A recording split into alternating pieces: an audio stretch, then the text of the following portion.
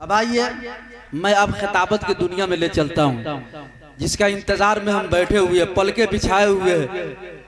हमारे अंदर वो तरफ है, वो चाहत है कि काश हमारे बाहरी मेहमान को भी हमारे सामने पेश कर देते, क्योंकि एक को देखा अभी भी दिल धड़क रहा है, काश उसको भी देख लेते। और इससे भी ज्यादा दिल धड़केगा जब शेखुल हदीस हमारे मस्जिद के अंदर आराम फरमा रहा है, आगरा से आए हुए हैं। एक ऐसे चहेते शायद मुकर्रिर को मैंने बुलाया है, या आपका ये हमारे आपका बहुत बहुत मैं शुक्रिया करता हूँ कि आप दिलजमी के साथ बैठे हुए हैं। शेर देखिएगा, पेश कीजिए, सुनाइए। कि दिल लुभाते हुए मंजर से निकल आते हैं, दिल लुभाते हुए मंजर से निकल आते हैं, वो भी क्या लोग हैं जो घर से निकल आते हैं। दिल लुभाते हुए मंजर से निकल आते हैं, वो भी क्या लोग हैं जो घर से निकल आते हैं। बेसबब इन मुकर्रिरों को सताने की ना कोशिश करना, बेसबब इनको सताने की ना कोशिश करना। ये वो सब्जी है जो पत्थर से निकल आते हैं। हाज़रीन करामी, आइए मैं खिताबत के लिए मैं ऐसे शख्सियत को मैं दावत दूं। उससे पहले वो कहां से आए हैं मैंने बताया था। जनाब हजरत मौलाना हाशिम साहब अल कासमी इमाम खतीब जामिया मस्जिद नरकटिया से जो हमारे बीच में तशरीफ फरमा है, हजरत का मैं इस्तकबाल करता हूँ, खुश आमदीद करता हूँ मेरे इस जलसे में। मैं इन चार मिसरों के साथ मैं हजरत को दावत दे रहा हूं कि ये जो फैली हुई खुदाई है, कि ये जो फैली हुई खुदाई है, इसकी बुनियाद एक चटाई है। कि ये जो फैली हुई खुदाई है, इसकी बुनियाद एक चटाई है।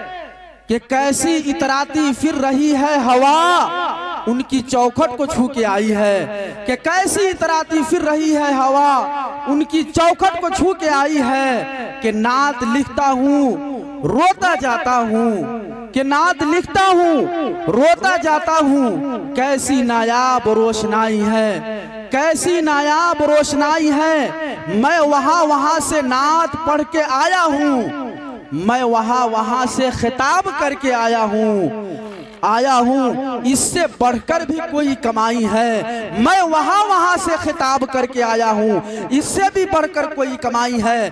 मेरे कुर्सी पे खिताबत के लिए मैं दावत दे रहा हूँ जनाब हजरत मौलाना हाशिम साहब अल कासमी नरकटियागंज इमाम खतीब। अस्सलामु अलैकुम व रहमतुल्लाहि व बरकातुहू।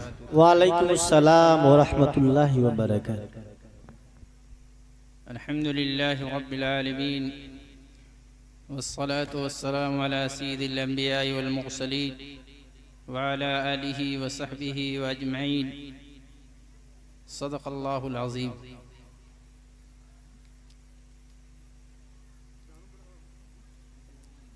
क़ाल अल्लाहु तबारक व तआला फ़ी कलामिल मजीद,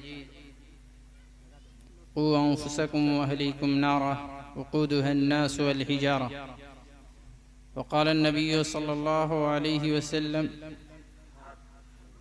अल मुस्लिमु मन सलिमल मुस्लिमून मिन लिसानिहि व यदिहि। वक़ाल रसूलुल्लाहि सल्लल्लाहु अलैहि वसल्लम फ़ी मौज़िन आख़र, मिन हुस्नि इस्लामिल मर्इ तर्कुहु मा ला यानीह। वक़ाल अन्नबिय्यु सल्लल्लाहु अलैहि वसल्लम, खैरुकुम मन तअल्लमल क़ुरआन व अल्लमह। वक़ाल अन्नबिय्यु सल्लल्लाहु अलैहि वसल्लम, खैरुन नास मन यनफ़उन नास, औ कमा क़ाल अलैहिस्सलातु वस्सलाम। मेरे मोहतरम बुज़ुर्गों और दोस्तों और मेरे बड़े ही कदर स्टेज पर तशरीफ़ फरमा उलमाए कराम, मेहमानान इज़ाम, सदर जलसा हज़रत मौलाना जनाब रहमतुल्लाह साहब, रहमत आलम साहब और दीगर उलमाए कराम और सामीन।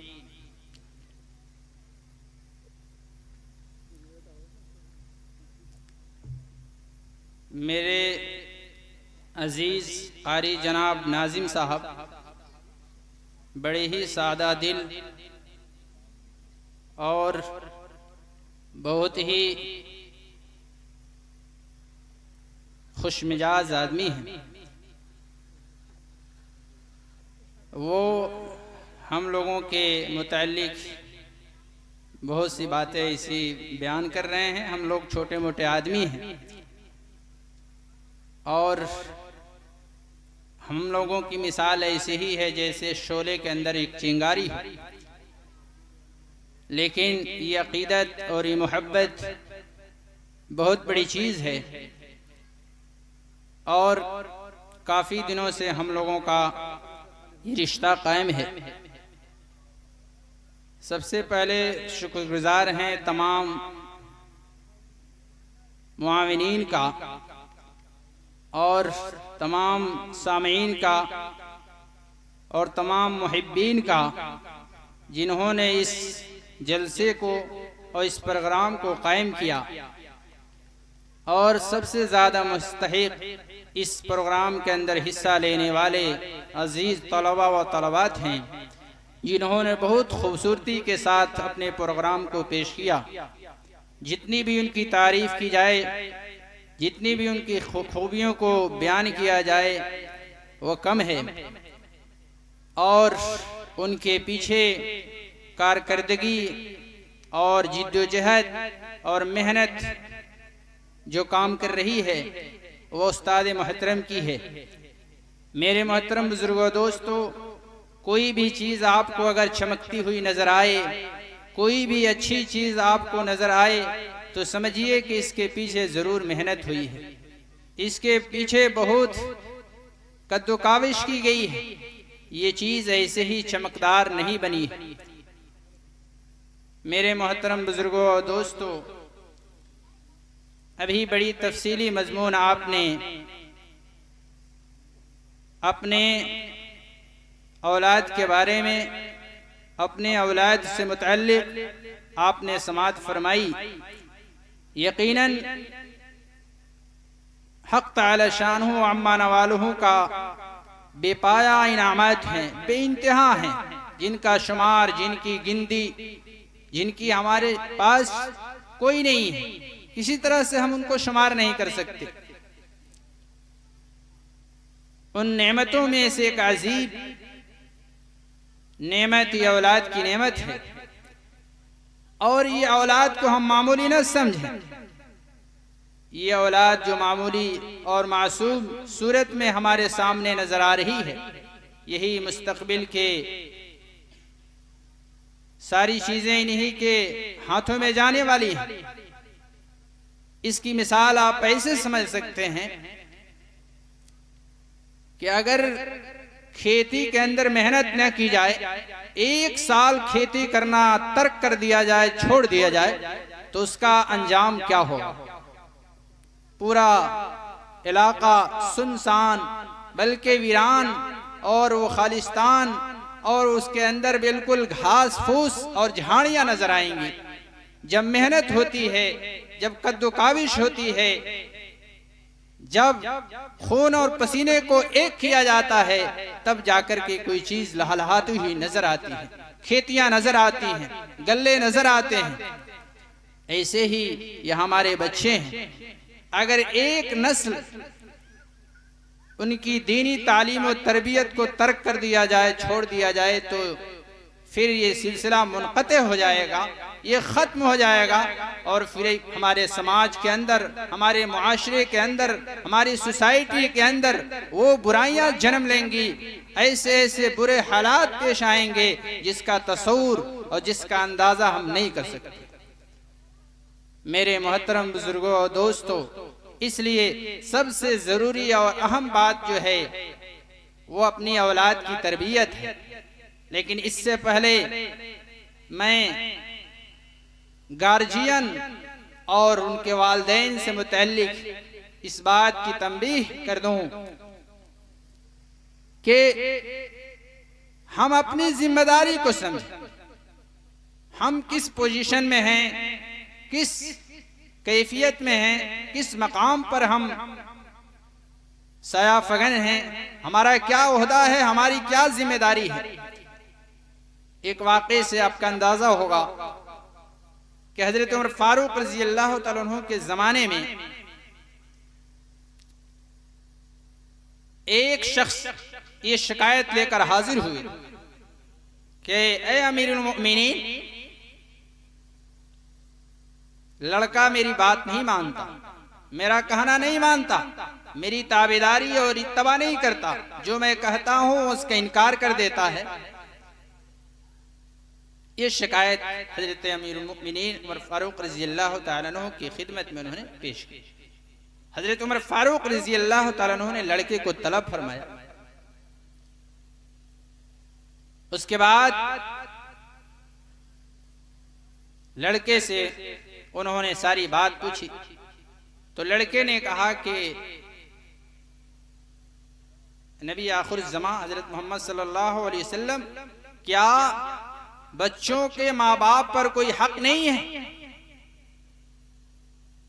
जब माँ बाप अपनी जिम्मेदारी को पूरा नहीं करेंगे, अपनी जिम्मेदारी को एहसास नहीं करेंगे, अपनी जिम्मेदारियों को नहीं निभाएंगे, तो इसी सूरत में उसकी जो अंजाम उसका पे आने वाला होगा, जो उसके नतायज हमारे सामने आने वाले होंगे, वो बहुत खतरनाक होंगे। उस बच्चे ने कहा कि नबी पाक सल्लल्लाहु अलैहि वसल्लम, मेरे बाप ने बच्चों के हुकूक में से कोई भी हक पूरा नहीं किया। मेरा नाम जाल, जिसका माना स्याहफाम है, काला कलौटा, और मेरी माँ को जो उन्होंने इंतखाब किया, जब कोई आदमी निकाह करता है तो उस वक्त ये तालीम है, ये शरीयत की गोया की तरगीब है कि नेक और सालेह औरत का इंतखाब करे। इन्होंने एक फाहिशा और मजूसिया औरत से निकाह किया, इसलिए मेरी माँ भी सही नहीं, और मुझे दीन के बारे में, अल्लाह और उसके रसूल के बारे में, आखिरत के बारे में, दुनिया और आखिरत के बारे में कोई तालीम नहीं दी। तो आप सल्लल्लाहु अलैहि वसल्लम ने उनकी शिकायत को खारिज कर दिया कि आपकी शिकायत काबिल कबूल नहीं है, आपकी शिकायत नहीं सुनी जाएगी। सबसे पहली जो जिम्मेदारी थी, सबसे पहला जो आपके लिए जरूरी चीज थी, क्या किया वो आपने पूरा नहीं किया। इसलिए मेरे मोहतरम बुजुर्गों, दोस्तों, हमें औलाद से मुतल्लिक सबसे पहले अपनी जिम्मेदारी को निभाना हो।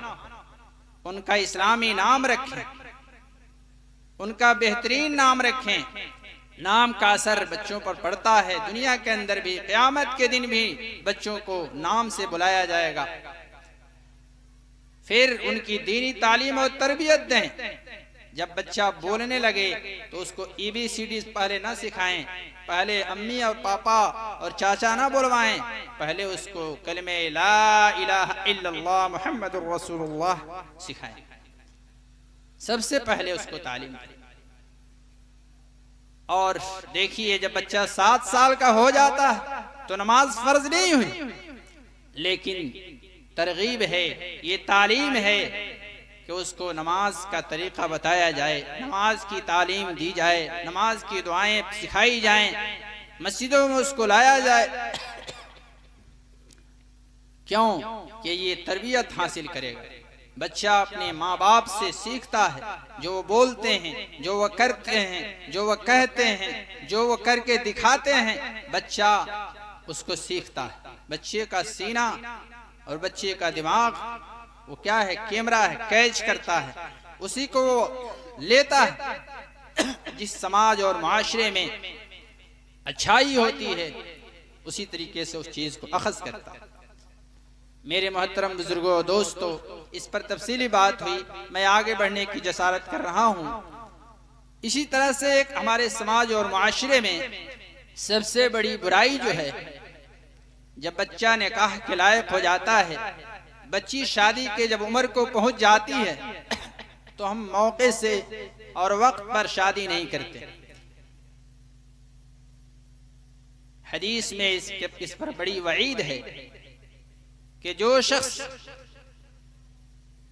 कि अपनी औलाद, लड़का हो या लड़की, जब उसका सही रिश्ता मिल जाए और फिर वो उसके निकाह ना करें,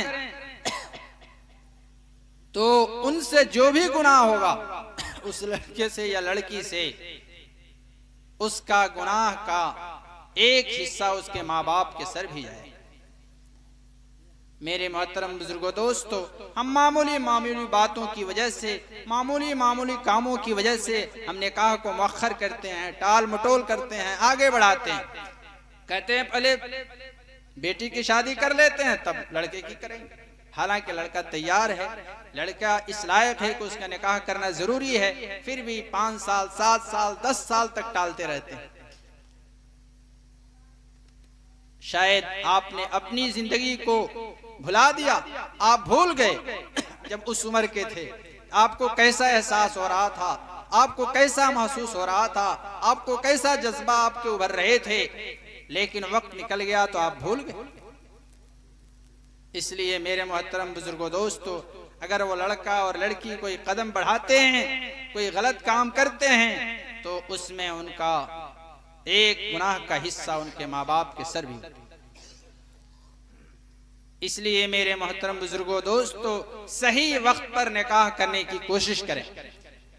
और सबसे बड़ी खराबी हमारे समाज और मुआशरे में यह है कि जहेज जैसी अजीब और गरीब लानत हमारे मुआशरे और समाज में, ये नाजायज तरीके और शादियों के अंदर ताखीर ये क्यों हो रहा है?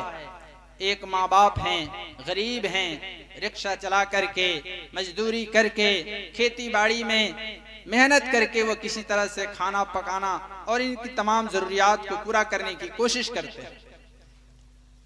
जिस शरीयत ने, जिस दीन ने निकाह को इतना आसान बनाया था, इतना आसान बनाया था कि उसमें दो लफ्ज, दो लफ्ज और 2 गवाहों की मौजूदगी में निकाह मुनक़िद हो जाता है, निकाह कायम हो जाता है, रिश्ता जुड़ जाता है। किसी चीज का खर्चा नहीं है, कोई भी चीज इसमें लाजिम नहीं है। हाजी साहब अगर निकाह न पढ़ाएं, खुतबा न दें, तब भी निकाह हो जाएगा।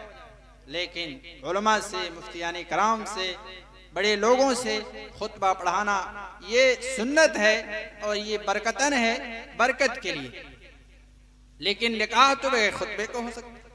लेकिन ये तो एक तो सुन्नत है, इसको तो करें। लेकिन जो चीज गैर जरूरी है, जो चीज हराम है, जो चीज ममनू है, जिसकी शरीयत में कहीं से कहीं तक कोई दाखला नहीं है, और यही नहीं बल्कि उस हमारे अमल की वजह से निकाह मुअख्खर हो रहा है, निकाह करने में ताखीर हो रही है, बच्चे और बच्चियों की शादी में मुश्किलें पेश आ रही हैं। हमारे घरों के अंदर लड़कियां पड़ी की पड़ी अपने उम्र को गंवा देती हैं। बहुत सी लड़कियां तो खुदकशी कर लेती हैं, जिनके 4-5 लड़कियां होती हैं।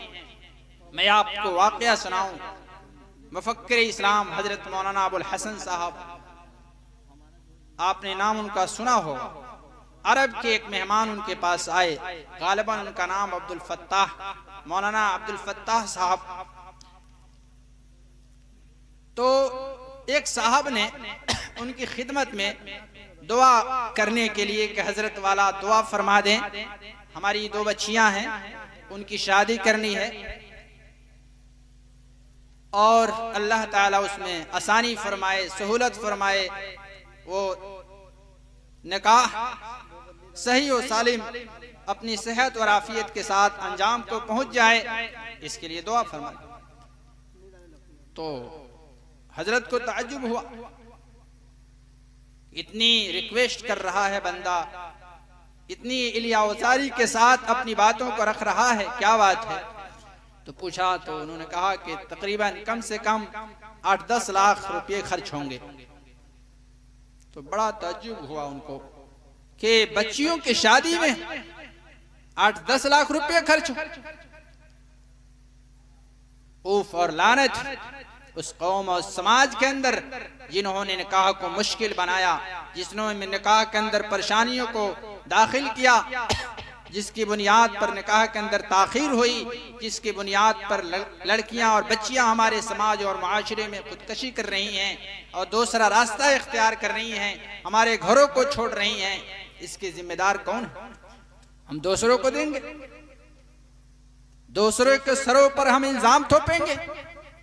नहीं मेरे मोहतरम बुजुर्गों, दोस्तों, गहराई से समझने की जरूरत है, अपने गिरमान में झांकने की जरूरत है, अपने आप को टटोलने की जरूरत है, उसके इब्तदाई और इंतहाई गोया के दर्जे में जाने की जरूरत है कि किस वजह से ऐसा काम हो रहा है, क्यों ऐसे मसाइल पेश आ रहे हैं। यकीनन हमारी ही समाज के अंदर ये बुराइयां हैं। हदीस पाक में इसकी वजाहत है कि 4 बुनियादों पर शादियां की जाती हैं। तुनकहुल मरअतु लिअरबइन लिमालिहा वलिहसबिहा वलिजमालिहा वलिदीनिहा फस्कुर बिज़ातिद्दीन तरबत यदाक। मेरे मोहतरम बुजुर्गों, दोस्तों, या तो माल की बुनियाद पर शादी होती है कि माल खूब मिल जाएगा, समधी साहब का घर वालों, उसके घर वालों की पूरी निगाह होती है, पूरी तवज्जो होती है कि जहेज में क्या क्या मिलने वाला है, डिमांड होता है, फरमाइश होती है और शर्त लगाई जाती है अगर ये चीजें आप नहीं देंगे तो निकाह नहीं होगा। बल्कि पहले से जो तय होती हैं उसमें अगर एक चीज भी कम हो गई तो मजलिस निकाह के अंदर खुतबे को रोक दिया जाता है। मौलाना साहब, काजी साहब, मुफ्ती साहब निकाह नहीं पढ़ा सकते।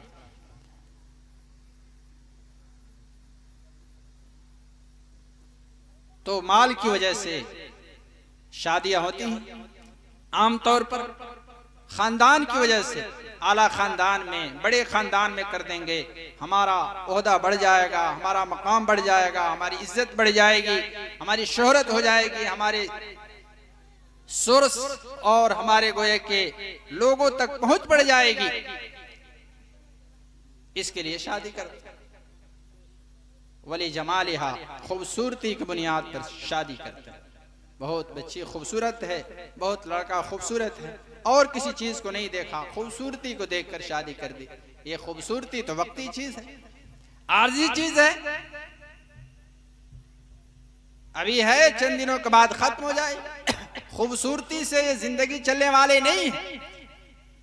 खूबसूरती से जिंदगी चलने वाली होती तो हमारे मुआशरे और समाज में बहुत इसकी मिसालें हैं कि लड़की खूबसूरत है, वो चांद जैसी है, लेकिन ना इत्तेफाकी, इख्तलाफ, जंगो जदाल, आए दिन झगड़े, और सिर्फ घर में नहीं बल्कि वो झगड़े कहाँ पहुंच गए, दोनों रिश्तेदारों के तरफ, एक गांव से दूसरे गांव की तरफ वो मसला दूसरा हो।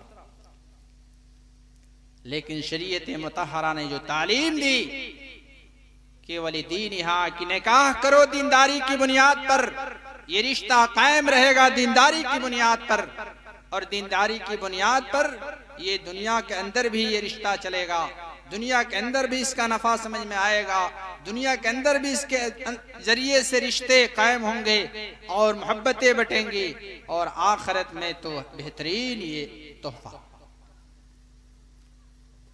एक वाकया सुनाऊं मैं आपके सामने। हजरत उमर फारूक रजी अल्लाह तआला अन्हु का दौर है। उनकी आम आदत ये थी कि रात को गश्त लगाते थे इलाके में, बस्तियों में, महल्लों में।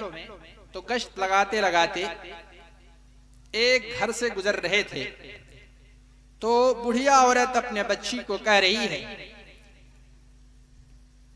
कि दूध के अंदर पानी डाल दो। बच्ची ने क्या जवाब दिया, सुनिए, ध्यान से सुनिए। बच्ची ने कहा कि अम्मी जान, क्या ये बात सही है कि किसी के सामने तो हम उसकी बात माने और उसके पीठ पीछे हम उसकी मुखालफत करें? जब बादशाह की तरफ से, जब अमीरुल मोमिनीन की तरफ से ये ताकीद है कि हमें किसी चीज को खल्त मल्त नहीं करना है, दूध में पानी नहीं डालना है, तो फिर हम दूध के अंदर पानी क्यों डालें? या दूसरी बात, शायद उस बच्ची ने ये कही होगी कि अमीरुल मोमिनीन तो नहीं है, लेकिन अल्लाह देख रहा है। कौन देख रहा है? अल्लाह देख रहे हैं। इसलिए अगर अमीरुल मोमिनीन नहीं है, उनके गैर मौजूदगी में पानी मिला देती हूं, तो यहां तो कोई गिरफ्त नहीं होगी, कोई पकड़ तो नहीं होगी, लेकिन अल्लाह के गिरफ्त से कौन बच सकता है? इस चीज का इस्तेजार, इस चीज का यकीन उस बच्ची के दिल के अंदर, जिसको उसने जबान से इजहार किया, अपनी वालिदा को उसने समझाया। अमीरुल मोमिनीन हज़रत उमर फारूक रज़ी अल्लाह तआला अन्हु रास्ते के बगल में ये बातें सुन रहे थे। उन्होंने अपने गुलाम असलम को ये हुक्म फरमाया कि तुम इनका नाम लिखो, इस घर पर निशान लगा दो। और फिर वापस हुए और कल उन्होंने अपने बेटे आसिम के लिए उस बच्ची से रिश्ता तय कर दिया। अमीरुल मोमिनीन हैं और वो कहां गरीब घराने की बच्ची है, ये बादशाह वक्त हैं। 22 लाख मुरब्बा मील पर इनकी हुकूमत चल रही है। ऐसे बादशाह वक्त और अमीरुल मोमिनीन अपने लड़की की शादी उस गरीब घर के अंदर कर देते। किस बुनियाद पे कर रहे हैं? माल की वजह से, खूबसूरती की वजह से, आली खानदान की वजह से नहीं। जो शादी कर रहे हैं वो दीनदारी की बुनियाद पर, कि उस बच्ची के अंदर तकवा था, अल्लाह की खशियत थी, अल्लाह का खौफ था, जिसकी बुनियाद पर उसने जो बात कही। आपको मालूम होगा कि उन्हीं के नस्ल से, उसी बच्ची की नस्ल से हजरत उमर बिन अब्दुल अजीज रहमतुल्लाह अलैह पैदा हुए, जिनके इंसाफ और जिनका आदल पूरी दुनिया में मशहूर और मारूफ है। कि उनके जमाने में एक कुएं पर और एक तालाब में शेर और भेड़िए और बकरियां साथ पानी पीती थी। का मतलब यानी ये अदल था, ये इंसाफ था। और यही वजह है जब उनका इंतकाल हो गया तो एक साहब जो जंगल में थे, उसी वक्त उन्होंने देखा कि भेड़िए ने एक बकरी पर हमला कर दिया। उन्होंने इन्ना लिल्लाहि व इन्ना इलैहि राजिऊन पढ़ा और कहा कि शायद गालिबन अमीरुल मोमिनीन उमर बिन अब्दुल अजीज रहमतुल्लाह अलैह का इंतकाल हो। इस वाक़े से वो समझ गए। तो बताना ये है मेरे मोहतरम बुजुर्गों, दोस्तों, हमें जो रिश्ते करने हैं वह दीनदारी की बुनियाद पर करने हैं। हमारे समाज के अंदर जो बुराइयां हैं, जो जन्म ले रही हैं, उसका सबब क्या है, उसको समझने की, उस पर गौर व फिक्र करने की जरूरत है। हम निकाह को आसान बनाएं, हम उसको आसान बनाने की कोशिश करें। जो बच्चियां हमारे भाग जा रही हैं, घरों से निकल जा रही हैं या खुदकुशी कर ले रही हैं, अपनी जान को और अपने नफ्स को जहन्नम के अंदर धकेल रही हैं। खुदकुशी करना ये क्या है? इतना बड़ा गुनाह है कि फिर उसकी माफी नहीं, हमेशा हमेशा जहन्नम। तो इसलिए मेरे मोहतरम बुजुर्गों, दोस्तों, हमें इसकी फिक्र करनी होगी, हमें गौर फिक्र करना होगा। मैंने आप हजरात के सामने कई हदीसें पेश की, कुरान करीम की आयत भी पढ़ी कि अपने आप को, अपने घर वालों को जहन्नम की आग से बचाओ। जहन्नम की आग जो भड़काई जाएगी, उसका ईंधन कोई लकड़ी नहीं होगी, कोई घास फूस नहीं होंगे, बल्कि यही इंसान होंगे। यही पत्थर और इंसानों से उस जहन्नम को दहकाया जाएगा। इसलिए अपने आप को, अपने बच्चों को, अपने घर वालों को, अपने समाज को, अपने मुआशरे को जहन्नम के अंदर धकेलने से बचाओ। ये नहीं है हम नमाज पढ़ ली, हमने रोजा रख ली, हमने ज़कात दे दी, मामूली मामूली, ये तो अहम अरकान है, तो ये इस्लाम के बुनियादी रुकन है, इस पर इक्तफा कर लें और हम आज़ाद हो गए। मस्जिद में गए, नमाज पढ़ ली, मस्जिद से बाहर आए, हम जैसे चाहें खाना खाएं, जैसे चाहें हम कपड़ा पहने, जैसे चाहें हम बाल कटवाएं। फैशन है ना, फैशन। कपड़ों का फैशन, बालों का फैशन, ये बालों का फैशन हमें जहन्नम में ले जाएगा। हदीस का मफहूम है कि ये जो बाल ऊंच नीच, छोटे बड़े डिजाइन के जो कटवाए जा रहे हैं, ये क़यामत के दिन आग के कैंची से काटा जाएगा, बराबर किया जाएगा। हम बालों को बराबर रखने का, कपड़े जो हैं खास तौर से हमारे यहाँ कुछ बच्चे रहते हैं नेपाल में, तो आते जाते रहते हैं, नए लड़के होते हैं, तो उनका लिबास देखते हैं तो हमको थोड़ा ताज्जुब होता है। वैसे तिरछे बच्चियों की तरह हैं, बच्चियों का भी वो लिबास नहीं है, बल्कि अजीब व गरीब। अगर पैंट फटा हुआ हो, जीन्स फटी हुई हो, कुर्ता टेढ़ा हो, शर्ट, पहले जमाने में इतना बड़ा ऐब था कि अगर कोई फटा हुआ कपड़ा पहन लेता था तो उसको शर्म के मारे घर से निकल नहीं सकता था, शर्म आती थी घर से निकलने में। आज फैशन ये बना कि टखने से ऊपर, घुटने से ऊपर और नाफ के नीचे वाले कपड़े में भी पेवंद लगे हैं, बल्कि बाज जगहें तो कटी हुई हैं, कपड़ा नदारत, जिस्म नजर आ रहा।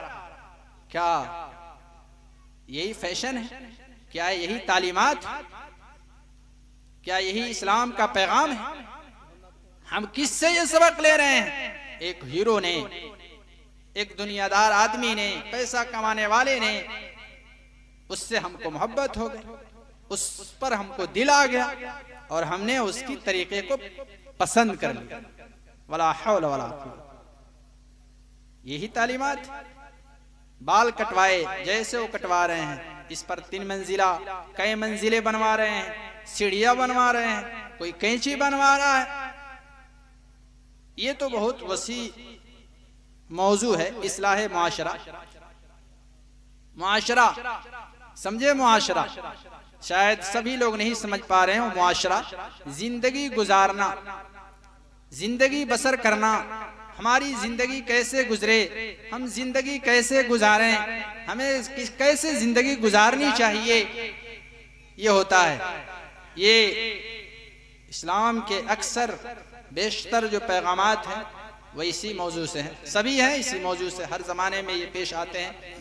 इसलिए मेरे मोहतरम बुजुर्गों, दोस्तों, मैं ज़्यादा बातें आगे नहीं बढ़ाने की कोशिश कर रहा हूँ, बल्कि हम इस तरफ फोकस करें, हम इस तरफ तवज्जो करें कि ये हमारे समाज से बुराइयाँ और ये खराबियाँ और ये कोताहियाँ और ये लापरवाहियाँ कैसे ख़त्म हो। जब हम अपने वक्त को, अपनी कुव्वत को और अपनी ताकत को सही सिमत में इस्तेमाल नहीं करेंगे तो उसका गलत इस्तेमाल। मिन हुस्न इस्लामिल मर्इ तर्कुहु मा ला यानी, इस्लाम की खूबसूरती ये है, इस्लाम का हुस्न ये है कि लायानी कामों से, लायानी बातों से, लायानी फेल से बचा जाए, इज्तनाब किया जाए। और उसका सबसे आसान तरीका है, ऐसे लोगों से हमारी दोस्ती ना हो, ऐसे लोगों से हमारा मिलना जुलना ना हो जी हमें बुराई की तरफ खींच ले जाए, बजाय इसके कि हम उसको अच्छाई की तरफ लाएं, हम ही बुराई की तरफ बह जाएं, हम ही सैलाब के जद में आ जाएं। इसलिए अच्छे लोगों की तादाद कम है, इसलिए सोच करके, परख करके, जांच करके, तौल करके हम दोस्ती करें, एक दूसरे के साथ रहें, ऐसा नहीं कि हम भी खराब हो जाएं। तो इसलिए हमें अपने आप को बेहतर करने की जरूरत है, बेहतर बनाने की जरूरत है, और इसके लिए मुतफक्किर रहना होगा, फिक्रमंद रहना होगा, अलर्ट रहना होगा। शैतान हमारा दुश्मन है, नफ्स हमारा दुश्मन है, मुआशरा हमारा दुश्मन है, सोसाइटी हमारा दुश्मन है। हम चाहते हुए भी कोशिश करते हैं अच्छा करने का, नेकी करने का, लेकिन बहुत सी चीजें रुकावट आ जाती है। कभी तो नफ्स धोखा दे देता है, कभी तो शैतान धोखा दे देता है, कभी तो मुआशरा मजबूर कर देता है। अच्छा घराना है, दीनदार घराना है, लेकिन जब शादी का मौका आया तो क्या हुआ? लोग मानते नहीं, रिश्तेदार मानते नहीं। क्या होता है? चारम होगा, किसी की वफात हो गई, किसी का इंतकाल हो, तो वो सब कुछ जानते हैं, लेकिन मुआशरे ने मजबूर कर दिया और मुआशरे की मजबूरी में वो गलत काम कर बैठे। तो इसलिए मेरे मोहतरम बुजुर्गों दोस्तों, हमको अपने नफ्स के हवाले नहीं करना, शैतान के हवाले नहीं करना, समाज और मुआशरे के हवाले नहीं करना, हमको तो अपने आप को दीन और शरीयत के हवाले करना। और ये कैसे होगा? अल्लाह वालों के पास रहना होगा, अल्लाह वालों से मिलना होगा, अल्लाह वालों के सामने अपने मामलात को पेश करना होगा। कोई भी बात आ जाए, कोई भी काम आ जाए, कोई भी जरूरत और कोई भी मसला हमारे सामने दरपेश हो तो उसके लिए मशवरा लें, अपने उलमा से लें, अपने अल्लाह वालों से लें, जो करीब के हैं उनसे लें। दुनिया के लिए हम कहां से कहां चले जाते हैं, दुनिया के लिए कहां से कहां निकल जाते हैं, और दीन की जरूरत तो सबसे जरूरी। एक है जिस्मानी जरूरत, बच्चे को कपड़ा देना ये जरूरत है, खाना देना ये जरूरत है, स्कूल और मदरसे भेजना जरूरत है। और एक है आदमी और दायमी और हमेशा की जरूरत। वो क्या चीज है? एक जरूरत को पूरा करें और दूसरे को पूरा ना करें तो ये हक तलफी होगी, ये इंसाफ के खिलाफ होगा। वो क्या चीज है? वो चीज है कि जिस्मानी खुराक तो दें लेकिन रूहानी खुराक न दें। रूहानी खुराक समझे? दीन की तालीम, अल्लाह के पैगामात, तालीमात नबविया, नबी पाक सल्लल्लाहु अलैहि वसल्लम की तालीमात, ये रूहानी खुराक है, रूहानी ग़िज़ा है। अगर इसको नहीं देंगे तो जिस्म तो मोटा हो जाएगा, जिस्म के अंदर ताकत तो आ जाएगी, लेकिन दिल अंदर से खोखला होगा, उसको नमाज में जी नहीं लगेगा, रोज़ा रखने में तबीयत उसको अच्छी नहीं लगेगी, तबीयत के अंदर गिरा महसूस होगा, वो नेकियों से भागेगा। क्यों भाग रहा है? इसलिए कि उसका रूहानी कुव्वत जो है वो कमजोर है। बिल्कुल ऐसे अगर हम नाक है, ये नाक अल्लाह ताला ने कुदरती नाक बनाया है, अगर इसको कोई काट करके या किसी की नाक खत्म हो जाए तो प्लास्टिक का लगा ले, सर्जरी करा ले, और वो कमजोर हो तो जब छींक आएगी तो क्या हो जाएगा? वो नाक उड़ जाएगी। छींक आएगा तो क्या होगा? नाक उड़ जाएगी। इसलिए कि वो कमजोर है, वो अलग से चस्पा किया गया, लगाया गया साइड से। अब कुदरती है तो कितना भी छींकते हैं, कितना भी जोर से छींकते हैं, वो अंदर का बलगम और अंदर की चीजें तो बाहर आ जाती हैं, लेकिन वो नाक अपनी जगह कायम रहता है, और जो डुप्लीकेट होगा वो उड़ जाएगा। तो ऐसे ही अगर हमारा ईमान कमजोर होगा, हमारा अमल कमजोर होगा, तो एक तो दिल नहीं लगेगा, अगर मौका भी आ गया तो उसका रास्ता नापने का और निकलने का वो रास्ता ढूंढे, कैसे इससे निकल जाएं। और फिर जब जरूरत आएगी कब्र में, महशर में, मीज़ान अदल के वक्त, तो ये वजन नहीं देगा, इसमें तौलने में ये उठ जाएगा। वजन ही नहीं, इखलास ही नहीं, अल्लाह के लिए क्या ही नहीं, तो अब ये क्या होगा? उठ जाएगा, ऊपर उठ जाएगा। इसलिए मेरे मोहतरम बुजुर्गों दोस्तों, हम खुलूस के साथ अल्लाह की रजा के लिए हम नेकी करें, भलाई करें, बच्चों की तरबियत दें, हम बच्चों को बचाएं, अपनी भी हिफाजत करें, खुद भी नेकी और सही रास्ते की तरफ चलें, ताकि बच्चे हमें देख करके सबक लें, एक रास्ता उनको समझ में आए, एक सही सिब्त उसको नजर आए। जब हम खुद चलेंगे आगे आगे, अब्बू हैं घर में, किसी वक्त मस्जिद नहीं जा रहे हैं तो क्या बच्चे चले जाएंगे? बच्चे कब जाते हैं? जब अब्बू मस्जिद जा रहे हों, तो एक वक्त दो वक्त जरूर साथ चले जाते हैं, दिन में चले जाते हैं, रात में पहले सो जाते हैं। खैर, मैं अब अपनी यहीं पर अपनी बात ख़त्म करने की कोशिश कर रहा हूँ। आप हजरात यकीनन बेदार हैं और मजमे को और प्रोग्राम को इस तरीके से मजमे के सामने पेश किया जा रहा है कि इस रात की काफ़ी रात के हिस्से के गुजर जाने के बावजूद भी मजमा बेदार है, और हम ज़्यादा से ज़्यादा तारीफ़ करेंगे और शताइश करेंगे तमाम मुहिब्बीन का और मुखलिसीन का और मुआमिनीन का, जिन्होंने इस तरीके के प्रोग्राम को रखा और इसका इंतज़ाम किया और इसके लिए उन्होंने मेहनत और कोशिशें की। इससे हम लोगों को ये नहीं लग रहा था कि इतना खूबसूरत ये जलसा और ये प्रोग्राम पेश होगा। जैसा कि आप समझ रहे हैं, देख रहे हैं कितनी खूबसूरती के साथ ये प्रोग्राम को आगे बढ़ाया जा रहा है। तो इसके अंदर इखलास के साथ हम बैठे हुए हैं, बेदारी के साथ बैठे हुए हैं, इसलिए इसको कबूल करें। और ये नहीं कि इसी मजमे के अंदर हमने बातें रख दी, इसको लेकर जाएं। ले जाने की चीज़ है, इसको याद करने की चीज़ है, ये अमल में लाने की चीज़ है, ये रखने की चीज़ नहीं। अमल में ले आएंगे, कोशिश करेंगे तो अल्लाह ताला हमें दुनिया के अंदर भी नफ़ा देगा, आखिरत भी हमें अल्लाह ताला नफ़ा देगा। व आखिर दवाना अल्हम्दुलिल्लाहि रब्बिल आलमीन।